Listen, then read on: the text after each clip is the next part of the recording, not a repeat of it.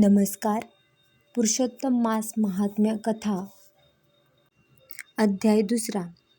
कथन सारांश. सूतजी म्हणाले, हे ऋषी मुनींनो, जेव्हा राजा परीक्षित गंगेच्या काठावर पोहोचला तेव्हा भगवान शुकदेवजींनी त्याला दिव्य श्रीमद भागवत सांगितले. हा पवित्र उपदेश ऐकून राजा परीक्षिताला मुक्ती मिळाली. आध्यात्मिक शुद्धतेने भरलेले ते दिव्य वातावरण पाहून सूतजी ऋषींच्या यज्ञात आले. ऋषींनी त्यांना शांती, आध्यात्मिक उन्नती आणि मुक्ती देणारी एक कथा सांगण्याची विनंती केली. सूतजींनी विनम्रपणे उत्तर दिले की त्यांनी आपले गुरु महर्षी व्यास यांच्याकडून जे काही ऐकले आहे ते सांगतील. मग त्यांनी एका प्राचीन घटनेचे वर्णन केले. एकदा देवर्षी नारदांनी बद्रीनाथजवळील नर नारायणाच्या आश्रमाला भेट दिली. तो आश्रम दिव्य सौंदर्य, हिरवळ, फुलांनी बहरलेली झाडे आणि गंगा व अलकनंदाच्या पवित्र पाण्याने भरलेला होता. नारद मुनी गहन तपश्चर्येत मग्न असलेल्या भगवान नारायणापुढे नतमस्तक झाले.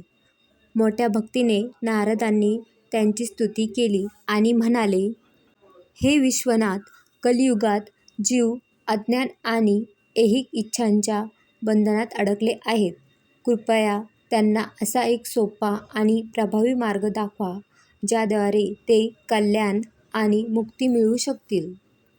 नारदाच्या मानवतेवरील करुणेने प्रसन्न होऊन भगवान नारायण म्हणाले, हे नारदा, मी एक अत्यंत पवित्र रहस्य प्रकट करणार आहे. पुरुषोत्तम मासाचे महत्त्व.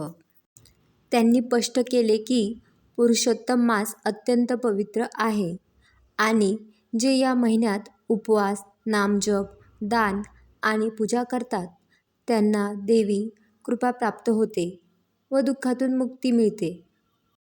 नारदांनी पुढे या पवित्र महिन्याशी निगडित रहस्य, नियम आणि आध्यात्मिक फळाविषयी विचारले. त्यांनी जगातील दुःखी लोकांच्या दुःखावर उपाय मागितला. नारदांचे करुणामय शब्द ऐकून भगवान नारायण यांनी सर्व जीवाच्या कल्याणासाठी ती पवित्र कथा सांगायला सुरुवात केली. या ठिकाणी पुरुषोत्तम मास महात्म्य कथा अध्याय 2 कथन सारांश संपते. तुम्हाला हा व्हिडिओ आवडला असेल तर लाईक, शेअर, सबस्क्राईब करा आणि व्हिडिओ बघितल्याबद्दल धन्यवाद.